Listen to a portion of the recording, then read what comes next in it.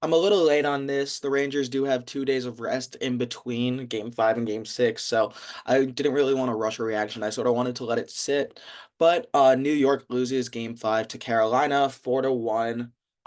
Fails to close out the series. New York now leads 3-2, has lost two in a row. Um, Definitely two sides to this. I was at the arena. It was electric, but really the biggest thing was New York just did not play well. This was definitely their worst game of the playoffs. It wasn't even close. Just from the jump, they after the first minute and a half where it looked like New York was going to dominate play, they played really loose. Carolina was able to get into their game. Carolina dominated the neutral zone. New York made some really dumb passes, passes that are uncharacteristic of them all season, and it allowed Carolina to capitalize. And so there are a few things that come from this. So first is New York wasted an Igor Shesterkin gem. Shesterkin was brilliant, 24 saves, but was pitching a shutout until 4 minutes into the third period.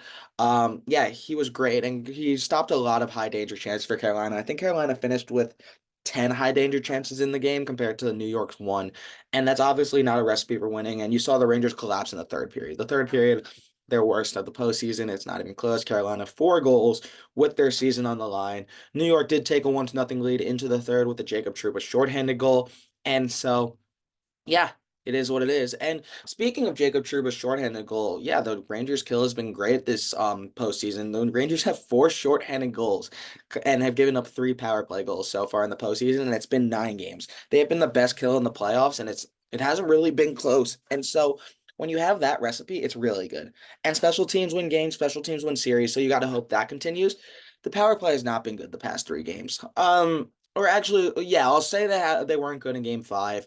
In game four, it was hard to say they were good. They only had one opportunity. Game three, they had some opportunities, couldn't score, but it is what it is. But game five, they looked out of sync. Rangers have went 3 straight games without a power play goal going back to game two. And this is their sustainable model. So they need to get going if they're going to win in Carolina. But the biggest thing was just they looked really loose. They looked uncharacteristic.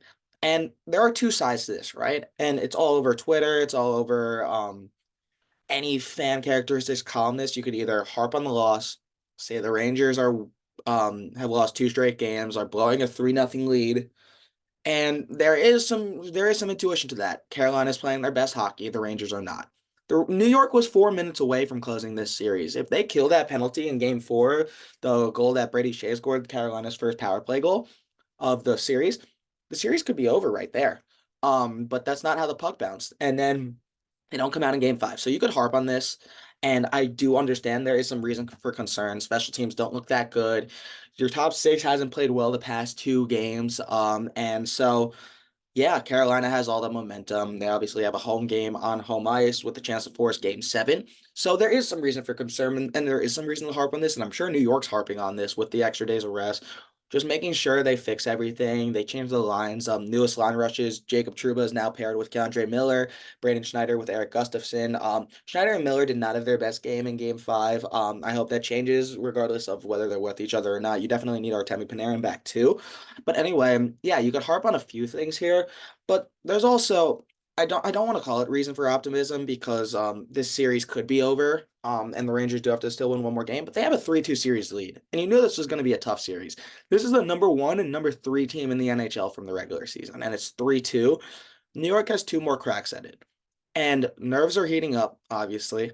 Um, there's no doubt about it, but they get two more cracks at it starting tomorrow night. And so you hope that the Rangers can't play as bad as they did on Monday night. They had one high danger chance. That is bad. Steve Valiquette said it perfectly. That is bad. And then I think it was Arthur Staples said on Twitter, you can't imagine the Rangers playing that bad again. So just get back to your game and hope some pucks bounce your way. Freddie Anderson was fine in game five. He didn't wasn't really tested much. The Rangers barely tested him.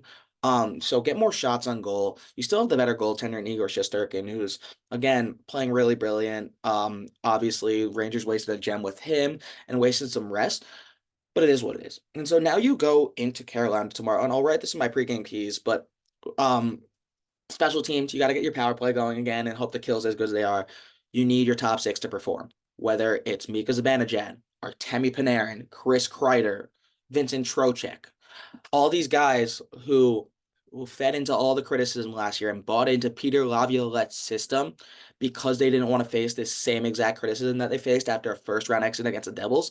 They're facing it all again. And so, how are you going to respond? And this is the last thing I'm going to say. It's been the case for New York all year. Response.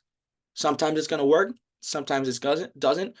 But this team has went through adversity and they've went through responses. Think of all the injuries they've had. Philip Hedl, Adam Fox, other guys playing hurt. Igor Shesterkin was out. They lead the league in comeback wins. They have been faced adversity and they faced this. And so how will you respond? This is obviously the biggest stage and you need everything possible. And it starts tomorrow in Carolina. So that's all I got to say. It's still 7 out of 16. And let's see if the Rangers could close this one out. So see you guys tomorrow in Carolina.